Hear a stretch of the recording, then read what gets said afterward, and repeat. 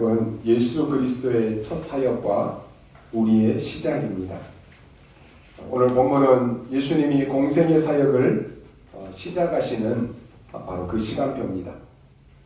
1절에 보니까 그때에 라고 말씀합니다. 이것은 예수님이 공생애를 시작하시기 위해서 이제 세례 받으신 이후 바로 그때입니다. 먼저 알아야 될 것은 하나님의 말씀인 성경에만 기록되어 있는 그러한 사건입니다. 아무도 모르는 그러한 일입니다. 아무도 모르게 이런 사건이 일어났는데 예수님께서 사단을 꺾으신 것입니다. 예수님께서 이제 시작하시기 위해서 아무도 없는 혼자서 광야로 가셨습니다. 그 광야의 크기가 어느 정도냐? 한 57km나 된다라고 합니다. 거기에는 모래와 또 석회암과 이런 것들로 뒤범벅이 되어 있습니다. 지층도 땅이 틀어져서 이렇게 삐뚤어져 있다라고 이렇게 기록되어 있습니다. 이번에 통가에서 화산이 폭발했죠. 그 주변 나라들이 완전히 화산재로 다 이렇게 뒤덮여 있었다고 합니다. 이 광야가 지금 얼마나 위험하느냐라고 하니까 산들은 다 무너지기 일보 직전이고요. 남아있는 그러한 바위들도 곧 무너질 것 같은 그러한 상황이고, 이 돌들이 뾰족뾰족한 그러한 바위들로 광야에 덮여 있다고 합니다. 낮에는 얼마나 더운지요. 마치 난로통 같다, 이런 기록이 나와 있습니다. 그러니 누가 거기에 가려고 하겠습니까? 아무도 없습니다. 사는 사람도 없고 집도 없습니다. 예수님이 사역을 시작하시면서 이처럼 한적한 곳에 가셔서 거기서 40일을 금식하신 것입니다. 마치 엘리야가 이 갈멜산에서 혼자 850명의 거짓 선지자들과 싸웠는데 아합왕과 이세벨이 죽이려고 하니까 혼자서 도망가다가 로뎀나무 밑에 쓰러져 가지고는 하나님, 나는 더 이상 할 수 없습니다 라고 하는 이런 상황과도 같습니다. 우리 인생을 보면은 시험의 연속이다 라고 이렇게 말합니다. 아마 우리 렘넌트들은 학교 다니면서 시험 많이 보잖아요. 아이고, 나는 시험이 없는 세상에서 살고 싶다, 한 번쯤 그런 말을 해봤을 것입니다. 그러나 그럴 수 없는 것이 현실입니다. 그렇기 때문에 우리가 이 시험에 대해서 긍정적이고 창조적인 생각을 하는 것이 중요합니다. 시험에 사로잡히는 것이 아니라 시험을 정복하는 인생으로 살아야 됩니다. 우리의 영적인 삶도 바로 시험의 연속입니다. 오늘 말씀에 보면은 어김없이 이 사단이 나타나서 예수님을 시험했다라고 되어 있습니다. 여기서 중요한 것은요, 시험이라고 하는 이 단어를 한번 잘 살펴볼 필요가 있습니다. 두 가지입니다. 하나의 시험은 멸망시키기 위해서 하는 시험이 있습니다. 또 반대로 굉장한 테스트를 해보는 그러한 시험입니다. 성경의 원문에는 어떤 단어를 썼는 거라고 하니까 멸망시키는 그 시험 말고 테스트하는 시험을 한 것입니다. 그 말은 하나님이 아브라함을 시험했을 때 썼던 그 단어와 같은 단어입니다. 마귀의 주 특징은 뭐냐? 인간을 영적으로 넘어뜨려서 하나님의 일을 하지 못하도록 하는 것입니다. 그래서 예수님께서 십자가 지시기 전에 제자들과 함께 감람산에 가셔서 기도하실 때에 제자들에게 이렇게 말씀합니다. 깨어 기도하라 그랬습니다. 시험에 들지 않도록 깨어 기도하라. 따라서 여러분이요, 우리가 늘 말할 때 시험 들었다 라고 하는 이것도 사단의 유혹에 빠졌다라고 하는 것입니다.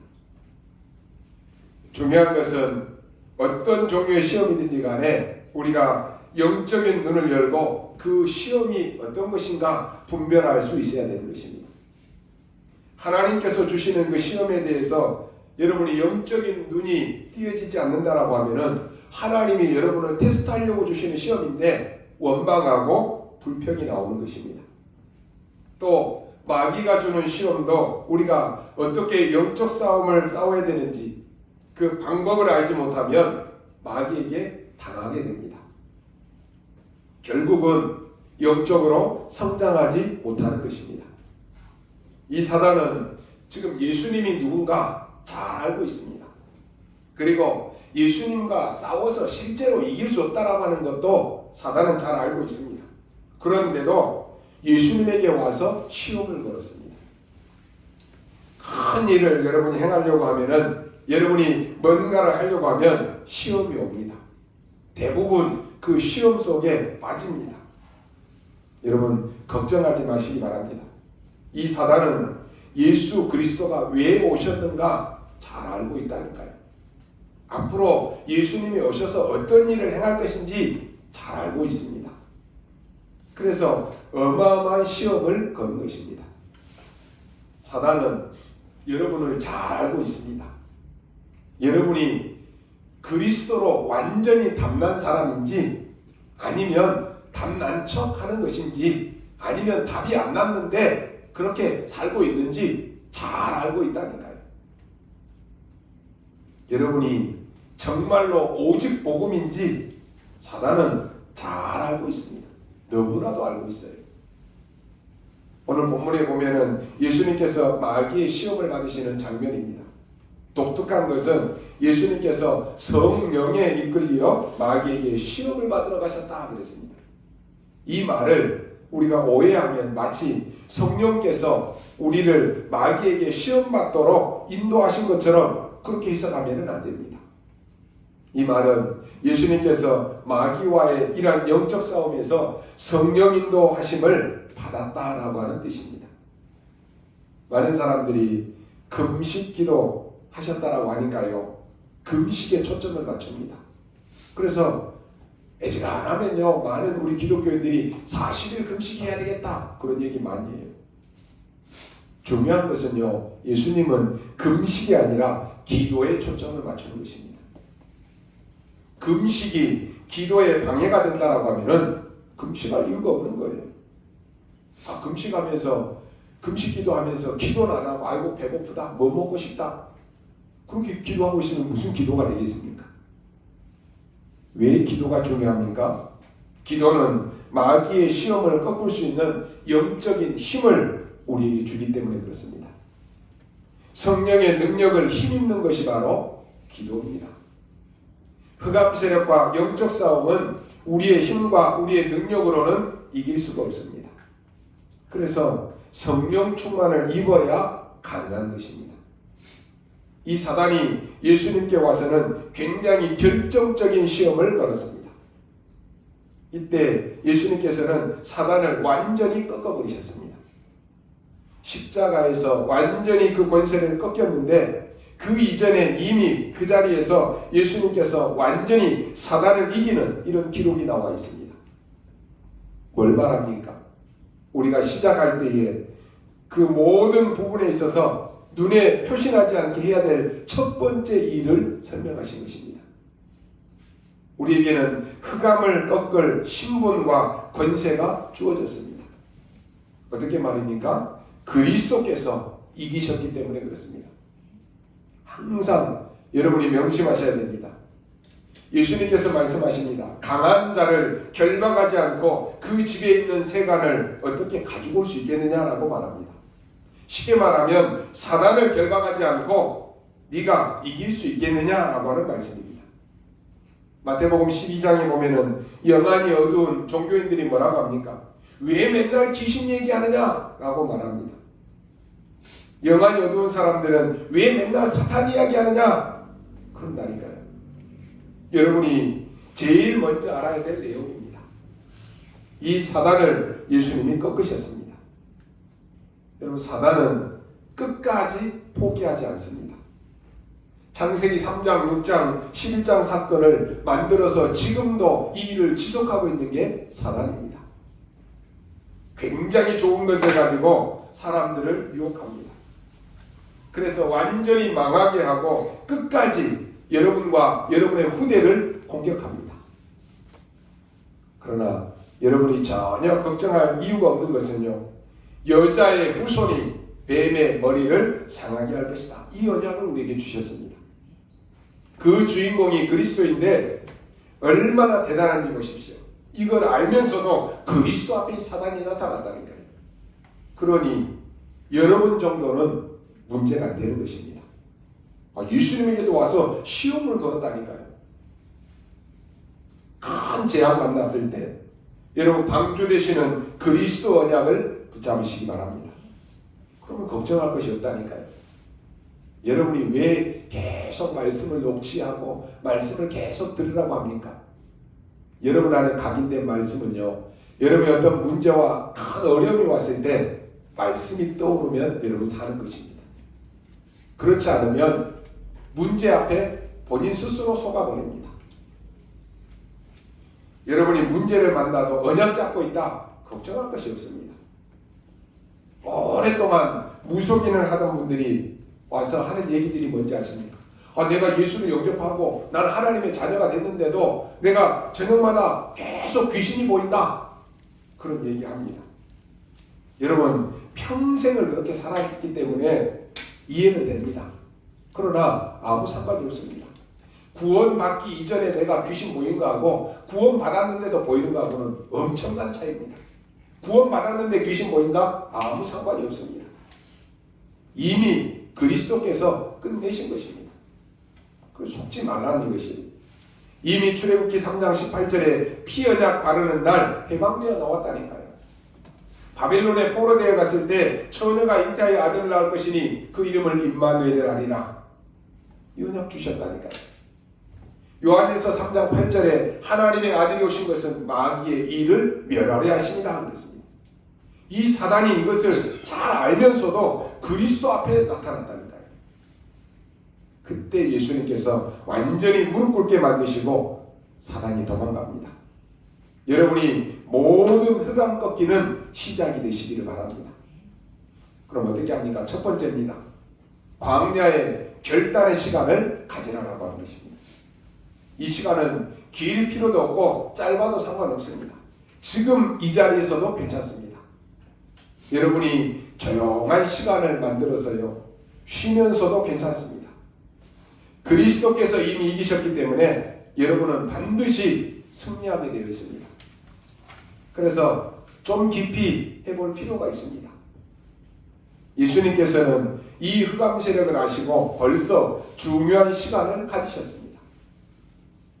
저는 어릴 때 신앙생활 하면서도요, 사실 기도가 뭔지도 잘 몰랐습니다. 그러니까 기도해야 될 이유도 잘 몰랐어요. 기도해야 될 이유를 모르니까 전도 당연히 못하는 것이, 신앙생활을 그렇게 했다니까요. 그런데 복음을 알고 전도 현장에 가서 세상의 현장을 보니까 전혀 눈에 보이지 않는 이 흑암 세력과 사단이 완전히 세상을 장악했음이 보였습니다. 성도들이 오랫동안 신앙생활을 한다라고 하는데 종교생활하면서 이 사단의 세력에서 벗어나지를 못하고 있다니까요. 이미 끝났는데도 아직도 거기에 머물러서 사로잡혀 있다는 거예요. 여러분, 미국의 뉴에이지 운동하는 사람들이 뭐 하는지 아십니까?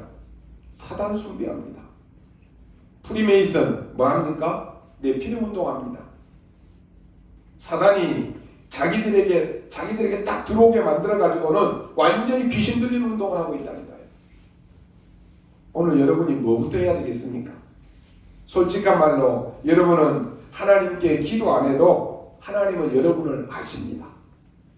예수님께서 마태복음 6장 32절에 보니까 너희들이 달라고 안 해도 다 알고 있다고 그랬습니다.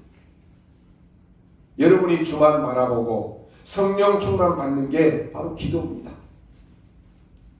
오늘 광야의 결단의 시간을 여러분 가지시기 바랍니다. 흑암 세력을 꺾을 준비하시기 바랍니다. 이 굉장히 중요한 시간입니다. 여러분이 사단의 방법을 알면 큰 응답을 받습니다. 사단이 와서 공격해 올 것을 예수님이 전혀 모르고 있다가 당황스럽게 맞이했겠습니까? 아닙니다. 예수님은 하나님이십니다. 전능하신 하나님의 아들이시고 하나님이시라니까요. 그러면 이 사단은 예수 그리스도가 무슨 일을 할지 전혀 모르고 왔겠습니까? 다 알고 온 것이. 그럼 사단이 예수님을 유혹하고 이길 수 있다라고 생각하고 왔겠습니까? 이게 중요한 얘기입니다. 여러분을 절대로 이길 수 없다는 걸 알면서 공격한다라고 하는 말입니다. 그래서 속지 말라라고 하는 것이. 여러분이 언약을 안 잡으면요 반드시 무너지게 되어 있는데 사단은 이길 수 없다라고 하는 것을 알면서도 여러분을 계속 찾아와서 건드립니다. 그래서 속지 말고 정확한 언약만 붙잡으라라고 하는 것이. 이 결단의 시간을 가지는데요. 사단이 어떻게 속이는가 한번 보십시오. 예수님께서 40일 금식하신 것을 딱 알고는요. 예수님께 찾아와서 첫 번째 시험이 뭡니까? 막 돌덩어리 주워 갖고 와가지고는 예수님께 떡 만들어 먹으라 그랬다는 거예요. 여러분 얼마나 절묘한 시간입니까? 물론 우리가 배고픈데요. 돌로 떡 만들어 먹어라. 나쁜 말 아니잖아요. 어떻게 보면은 마치 생각해 주는 것처럼 얘기하잖아요. 여러분이 막 힘들어할 때 여러분 주변에 와서 여러분의 생각하는 척 하면서 더 시험 들게 만드는 사람 많습니다. 사단이요 속이는 것은 이것밖에 없는 거예요. 혹시나 예수님에게 이렇게 하면 혼란이 올 수 있지 않을까? 사단이 속이는 거예요. 여러분에게 어떤 나는 하나님의 자녀야. 나는 언약 붙잡고 절대로 흔들리지 않아 그러는데 여러분에게 시험 주면 혼란이 오잖아요. 내가 정말 하나님의 자녀가 맞을까? 내가 구원받은 게 맞을까? 흔들리잖아요. 사단은 그 틈을 노리는 거예요. 그 이상은 못하는 것입니다. 그때 예수님께서 사람이 떡으로만 사는 것이 아니라 하나님의 말씀으로 사는 것이다. 이 말씀에 있다니까요. 그 다음 시험을 또 겁니다. 시험을 걸 때마다 뭐라고 합니까? 보십시오. 내가 하나님의 아들이 아니냐라고 이렇게 나왔습니다. 그 앞에서도 보면은 네가 하나님의 아들이거든 이 떡을 만들어 먹으라고 했다니까요. 단호히 예수님께서 거부하니까 똑같이 또 말씀합니다. 네가 하나님의 아들이면은 이 성전 꼭대기에 올라가서 뛰어내려 봐라. 그러면 하나님의 천사를 보내가지고 너를 발이 땅에 부딪히지 않도록 너를 딱 붙들어 줄 거 아니냐 이 얘기했다니까요. 무슨 말입니까? 사단은 다 알고 있는 거예요.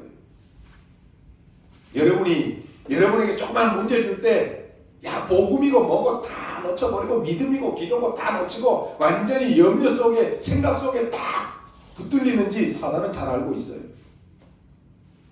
24 염려하게끔 24 불안하게끔 사단이 속인다니까요. 사단은 잘 알고 있습니다. 사단이 하는 짓이 이거예요. 여러분 절대로 속지 마시기 바랍니다. 예수님께서 뭐라고 합니까? 주 너의 하나님을 시험치 말라 그랬습니다. 그랬더니 뭐라고 합니까? 타협적으로 나옵니다. 이제는 세상을 다 보여주면서 이거 다 너에게 주겠다고 합니다. 참 기가 막히죠. 이게 사단의 방법입니다. 세상에서의 성공과 그 성공에 따라오는 부귀영화 이걸로 막 유혹하는 거예요. 얼마나 매력적인 유혹입니까? 여러분 세상에 나가면 이게 얼마나 매력적인 유혹이에요. 마귀는 인간을 잘 압니다. 여러분이 무엇에 약한지 무엇에 흔들리는지 잘 알고 있어요. 그래서 먹고 사는 문제와 다른 사람으로부터 오는 그 부러움의 대상이 되고 싶은 그 허영심, 세상에서 성공해서 부귀영화를 누리고자 하는 그 욕망 다 가지고 있잖아요. 이걸 자꾸 부추기는 거예요. 마귀는요 이것을 넘어뜨리려고 하고 우리의 신앙을 무너뜨리려고 합니다. 근데 놀랍게도요 거의 다가 어디에 걸려 있습니까? 돈 문제에 걸려 있어요. 왜 싸웁니까? 돈 때문에 싸워요. 왜 어려움 당합니까? 돈 때문에 어려움 당하는 거예요. 그리고 뭡니까? 허영심에 다 빠져 있습니다. 거의가 다 세상의 성공에 거기에 빠져가지고 영혼도 팔아버린다니까요. 거기에 빠져가지고 신앙도 다 팔아버려요. 믿음도 다 팔아버립니다. 절대로 속지 말아야 됩니다. 보십시오. 엄청난 것을 줄 테니까 내게 절하라. 예수님께서 단호히 주 너의 하나님께만 경배하라 하였느니라 그랬습니다. 이 사단이요 완전히 꺾였습니다. 이게 사단이 하는 방법입니다. 오늘 여러분 광야의 결단의 시간을 가지시기 바랍니다. 혼자 여러분이 결단의 시간을 가지셔야 돼요. 혼자 여러분 있을 때 뭐합니까? 사람이 도와줄 수 있는 것도 있고 사람이 도와줄 수 없는 게 있습니다. 부모님이 해줄 수 있는 것도 있지만 부모님이 해줄 수 없는 게 있다니까요. 그래서 여러분이 혼자만의 결단의 시간을 가져야 되는 것입니다. 이것으로 24하십시오. 두 번째 뭡니까? 예배를 빼앗기지 말아야 됩니다. 말씀의 흐름을 놓치지 말라고 하는 것입니다. 오늘 뭐라고 하는지 아십니까? 사단이 어떤 내용을 가지고 왔는가 하니까 여러분이 알면요. 이것을 알면은 여러분과 가문과 시대를 다 살릴 수 있습니다. 사단이 첫 번째로 실험한 것은 먹는 것이었습니다. 우리의 의식주 이걸 가지고 건드린다니까요. 물질 가지고 건드립니다. 여기에 속지 말라고 하는 것이. 그 다음에 뭐였습니까? 명예심과 자존심을 가지고 건드렸습니다. 속지 말라고 하는 것이. 우리는 누가 나를 알아주면은 막 힘이 나고 알아주지 않으면 힘 빠지고 그게 아닙니다. 그걸 사단이 잘 알고 있다니까요. 여러분 진짜 응답을 받으면 이게 필요가 없어집니다. 네가 하나님의 아들이 아니냐? 그러면 저 꼭대기 올라가서 뛰어내려 봐라. 하나님이 천사를 보내서 받쳐주지 않겠느냐? 이렇게 나왔다니까요. 그래도 안 되니까 마지막으로 나온 것이 모든 것 다 줄 테니까 나에게 경배하라 이렇게 나왔습니다. 뭔 말입니까? 사단은 여러분에게 모든 것 다 주지만은 예배 하나를 딱 빼앗아가고 되는 거예요. 여러분에게 세상의 모든 부귀 영화를 다 주는데 생명 달라? 그럼 줄 사람이 어디 있습니까? 그렇지 않습니까? 성공도 하고 잘 살고 뭐 다 해라. 그 대신에 예배만 나한테 예배해라. 어떻게 합니까? 사단이 하는 짓이라니까요. 여러분 예배를 빼앗긴다. 다 빼앗기는 것입니다. 사단이 하는 짓이 이거라니까요. 예배만 딱 뺏어가는 거예요. 코로나로 뭐 이것저것 다 얘기합니다. 결국은 뭡니까? 예배 드리지 말아라는 거예요. 여러분이요 예배 놓치면 다 놓치는 거예요. 앞으로 이제 상황을 봐서 할 것입니다만은 우리 교회도 오후에도 오후 예배 다시 드릴 겁니다. 여러분이 안 드리면은요 다 죽어요. 집에 가서 물론 뭐 나 혼자 드리면 되지. 그럼 혼자 있을 때 말이에요. 모여서 함께 우리가 예배 드려야 돼요. 이게 안 되어지면요 어느 날 안 하다가 하려고 하면은 오후 예배 안 드렸던 사람들은 불만이 나오는 거예요. 지난번에 우리 목회대학원 갈 때요 계속 온라인으로 훈련받다가 거기 오는 사람들은 PCR 검사 받아라 뭐 해라 그러니까 우리가 가면서 그랬어요. 온라인으로 드리면 그 시간에만 들어가면 보는데 이게 현장으로 가서 훈련받다 보니까 옛날에는 다 그랬는데 안 하다가 하니까 하루 전날 가서 PCR 검사 받고 또 새벽부터 가가지고 현장 내려가야 되고 또 와야 되고 점심 사 먹어야 되고 불편하네 그런 얘기가 나오더라니까요. 여러분이 오후에 예배 안 드리다가 이게 내가 가정에서도 예배가 안 되어진 사람은 또 불평 나와요. 그게 사단이 속이는 거예요. 어떤 상황 속에서도 우리는 예배를 놓치지 않아야 돼요. 우리는 자칫 잘못하여서 예배를 빼앗긴다라고 하면은 여러분의 미래는 실패하는 것입니다. 이 사단은 절묘한 것을 던지면서 경배의 대상만 바꾸라고 하는 거예요. 여러분이 무엇을 누구에게 경배하느냐에 따라서 미래가 결정되기 때문에 사단은 경배 대상을 바꾸라는 거예요. 쉽게 말하면 너에게 한 1억, 1000조 가까이 줄 테니까 나한테 절해. 나만 섬겨. 이렇게 나온 것이라니까요. 아마 어떤 사람은 아유 그래 1천조 받으면 뭐 경배 대상 바꾸면 되지 뭐. 그럴 사람도 있을 거예요. 그게 망하는 거예요. 써보지도 못하고 망하는 거예요. 사단의 방법과 사단의 내용을 알면은 여러분 흔들리지가 않습니다. 어떤 일이 있다 상관없습니다. 여러분 예배 빼앗기지 말고 말씀 정확하게 붙잡으시기 바랍니다. 이게 내가 사는 길이에요. 아유 뭐 안 보이니까 예배 드려도 되고 안 드려도 되고 말씀 붙잡아도 되고 안 붙잡아도 되고 상관없어요. 결국은 여러분의 미래는 실패합니다. 여러분이 만약에 예배 승리하고 말씀을 정확하게 붙잡고 있다 그러면 혹 실패할 수도 있습니다. 그러나 실패해도 승리합니다. 그러나 예배 빼앗기면 성공했다라고 할지라도 그 사람은 실패한 것입니다. 여러분 예배 빼앗기지 않으려면요, 예배만 빼앗기지 않고 예배만 승리한다 다 살릴 수 있습니다. 세 번째 뭡니까? 정확한 말씀 붙잡는 순간에 사단은 도망가게 되어 있습니다. 이때 오직 유일성 재창조의 응답이 옵니다. 사람이 떡으로만 살 것이 아니고 하나님의 말씀으로 살 것이니라 그랬습니다. 떡으로만 살 수 있다. 그건 짐승입니다. 제일 잘 먹고 제일 잘 자는 동물이 뭡니까? 돼지예요, 돼지. 돼지보다 못한 인생이라니까요.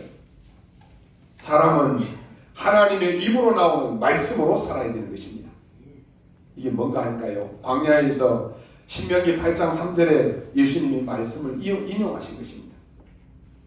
그러니까 이 사단이 성경도 잘 알고 있다니까요. 뛰어내려봐라. 천사가 와서 네 발을 받칠 거 아니냐. 이건요 시편 91편 11절 12절을 인용한 것입니다. 그때 예수님께서 주 너의 하나님을 시험하지 말라.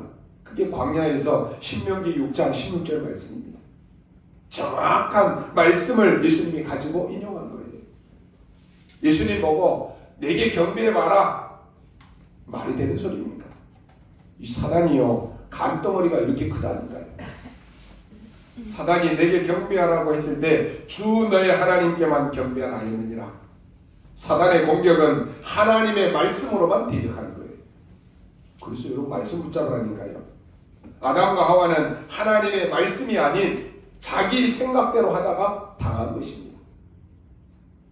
그래서 에베소서 6장에도 보니까 사도 바울은 뭐라고 합니까? 마귀의 계계를 능히 대적하기 위하여 하나님의 전신갑주를 입으라 하는 것입니다.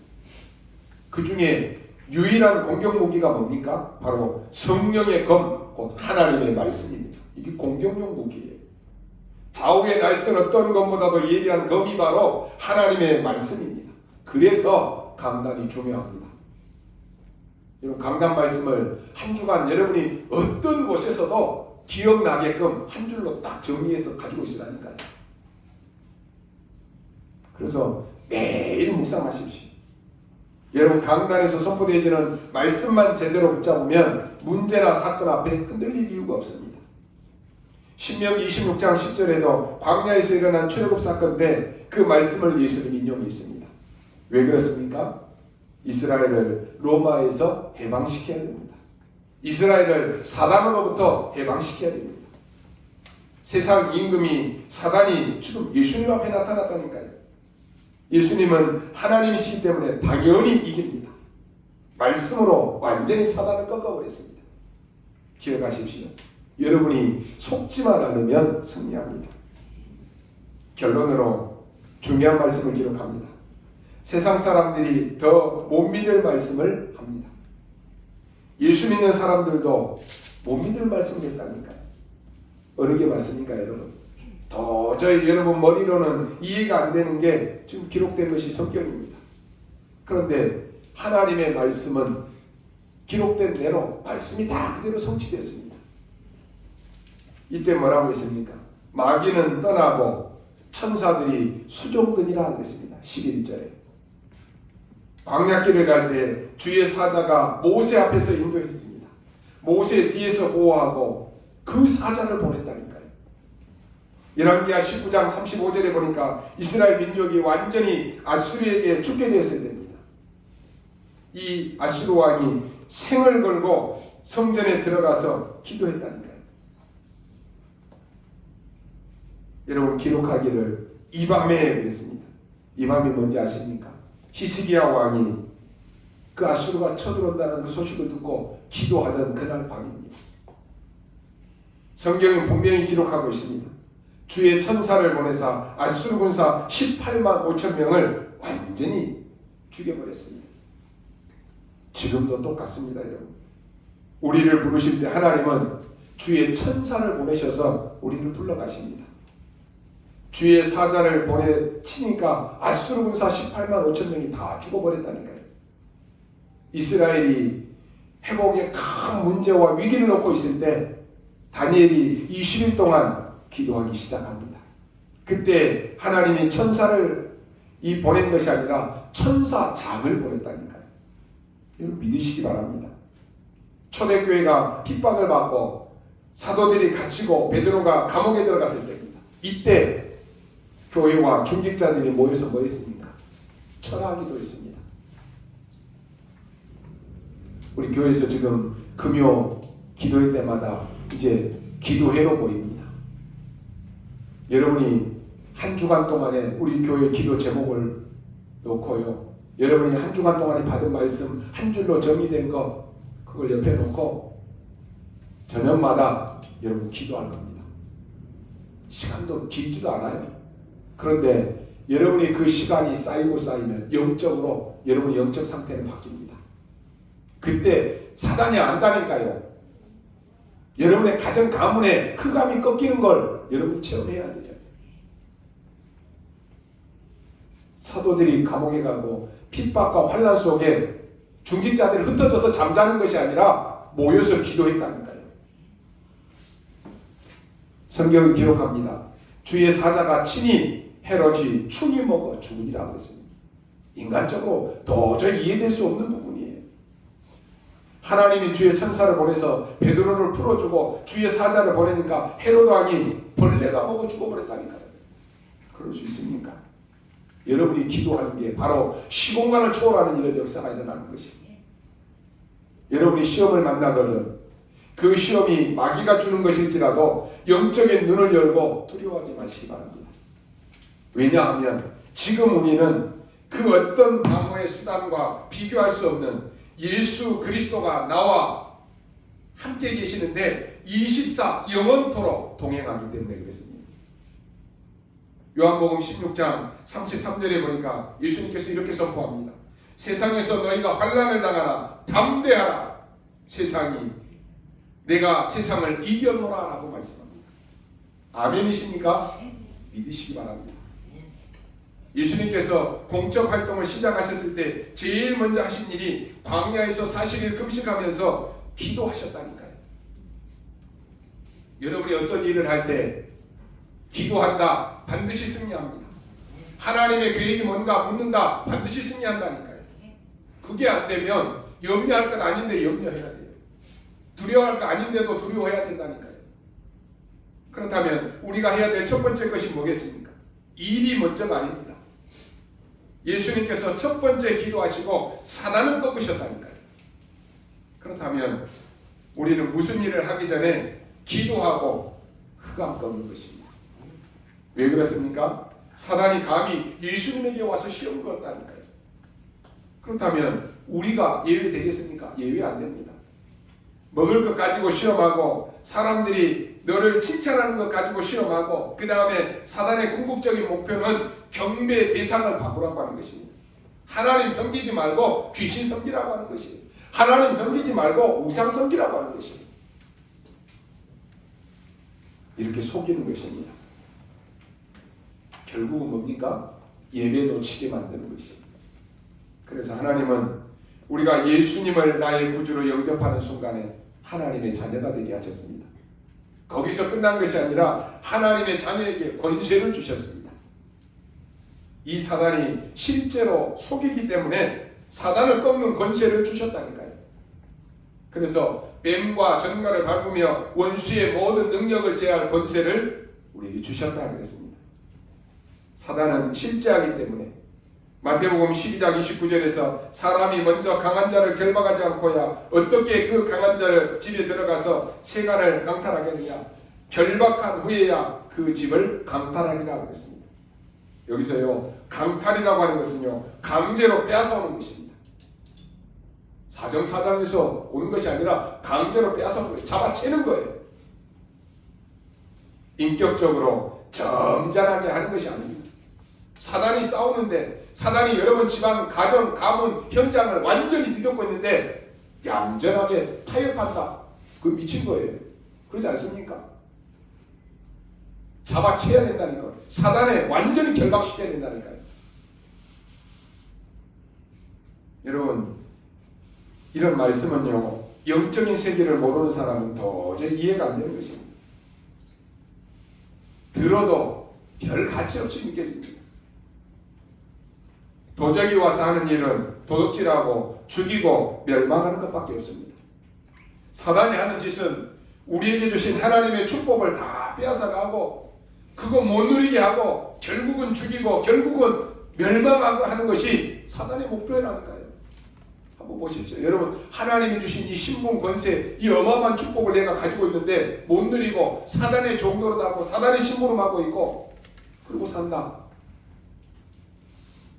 사단의 입장에서 볼 때는 최고의 제자예요. 사단의 최고의 제자 아닙니까? 여러분, 우리가 구원받고 하나님의 자녀가 돼서 사단의 제자로 살면 되겠습니까? 여러분은 현장 살리고 가문 살리는 그리스도의 전도 제자라니까요. 사단이 하는 짓은 결국은 여러분이 가진 것 빼앗아가고 못 누리게 하고 멸망시키고 파멸시키고 죽이는 것입니다.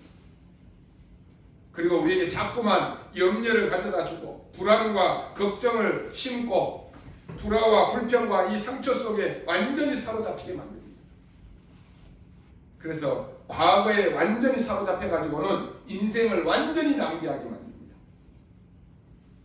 여기서 사로잡혀서 흔들리는 사람들이 있기 때문에 사단이 우는 사자처럼 돌아다니며 삼킬자를 찾고 있다고 했습니다. 맨날 말씀 붙잡으라고 하니까 말씀은 안 붙잡고 염려 붙잡고 있고 불평하고 원망하고 있으면 그런 사람들은 사단이 불꽃 같은 눈으로 찾아다닌다니까요. 왜요? 밥이니까. 불신자 찾아다니는 거 아닙니다. 구원받은 자를 찾아다닌다니까요. 구원은 여러분 빼앗아갈 수 없습니다. 그러나 속일 수 있습니다. 그래서 인생을 낭비하게 만듭니다. 예수님이 오신 이유가 뭡니까? 이 마귀의 일을 멸하하십니다 그랬다니까요. 그렇다면 하나님이 정말로 원하시는 것이 뭐겠습니까? 우리에게는 문제가 일어나기도 합니다. 갈등도 생깁니다. 우리 눈에 위기로 보이는 것들도 많습니다. 그런데 여러분 냉정하게 한번 생각해 보십시오. 어떤 일들이 이런 모든 일들이요 하나님이 허락 없이 된 일이 있겠습니까? 성경에는 참새 한 마리도 땅에 떨어지는 것이 하나님의 허락이 없이는 안 된다라고 했는데 여러분이 겪고 있는 이 문제가 하나님 허락 없이 된 일이겠습니까? 여러분이 당하는 그 고통이 하나님 모르게 된 일이겠습니까? 절대로 그렇지 않습니다. 분명히 하나님이 허락하신 것입니다. 아니 그러면 나는 구원받아 하나님의 자녀인데 왜 하나님이 나에게 이것을 허락했습니까? 그것이 여러분에게 축복의 통로라고 하면 어떻게 하시겠습니까? 그렇다면 우리가 가장 중요한 시간을 이때 갖는 것이 최고의 축복입니다. 그게 하나님이 원하시는 것입니다. 저는 부끄러운 고백이지만은 문제 생길 때마다 그 문제를 내가 해결해 보려고 건드려 가지고 더 복잡하게 만드는 일이 많았습니다. 갈등을 내가 해결해 보려고 하다가 더 꼬이는 그런 경우도 많았습니다. 불안에 사로잡혀서 하나님이 하시는 일을 보지 못하고 내가 그 일을 먼저 하려고 하다가 그르친 적이 많이 있습니다. 많이 속고 많이 낭비했다니까요. 여러분 중요한 사람은 하나님 앞에 먼저 은혜 받고 하나님이 주시는 힘을 먼저 얻어야 됩니다. 여러분 중요한 사람 아닙니까? 그래서 하나님 주신 힘을 먼저 얻어야 됩니다. 그리고는 하나님이 주신 답을 갖고 하나님이 해결책을 주시고 하나님의 계획을 이루시는 것을 알아야 됩니다. 그래서 우리는 먼저 영적인 힘을 얻는 이 시간을 확보하는 것이 중요합니다. 영적으로 승리하는 것이 중요하다라고 하는 것이, 이것이 예배 승리하는 것입니다. 내 일, 내 생각, 내 주장을 내려놓고 하나님을 바라보는 것, 그게 예배입니다. 하나님 앞에 내 인생의 주인이시고 내 인생의 왕이신 것을 고백하고 나를 하나님 앞에 드리는 것, 그게 예배라니까요. 그래서 예배 승리는 인생 승리입니다. 영적으로 승리할 수밖에 없는 것입니다. 예배 실패하고도 세상에서 성공할 수 있을 것입니다. 그러나 이것은 내가 노력해서 됐기 때문에 하면서 교만해집니다. 그러다가 결국은 실패하고 낙심에 빠져서 인생의 실패와 연결되어지는 것입니다. 왜 바쁜 세상에, 왜 바쁜 이 시대에 히브리서 10장 25절 말씀에 모이기를 패하는 어떤 사람의 습관과 같이 하지 말고 오직 권하여 그날이 가까움을 볼수록 더욱 크게 하라고 말씀합니다. 사단의 목표는 예배를 빼앗아가는 것입니다. 예배 빼앗기면 사실은 영적으로 다 빼앗기는 것입니다. 우리 인생은 떡으로 사는 것이 아닙니다. 우리는 영적 존재입니다. 그래서 세상적인 것, 육신적인 것 다 필요하지만 영적인 힘을 먼저 얻으라고 하는 것입니다. 이것을 보고 영적 상태라고 합니다.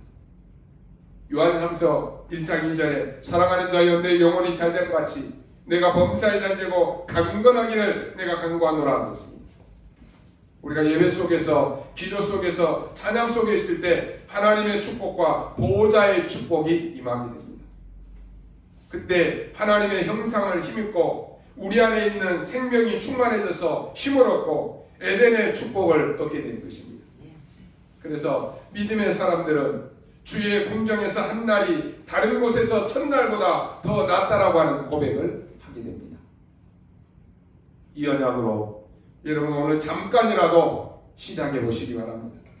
정말로 진심으로 한번 기도해 보시기 바랍니다. 하나님, 나는 혼자 지금 하나님 앞에 섰습니다.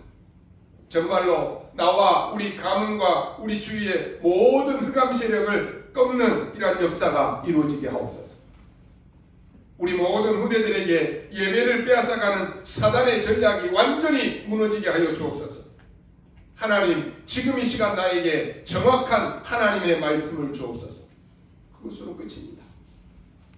여러분이 말씀 받는 이 시간에, 언약 붙잡은 이 시간에, 기도하는 이 시간에 흑암은 무너지고 치유되는 역사가 시작됩니다.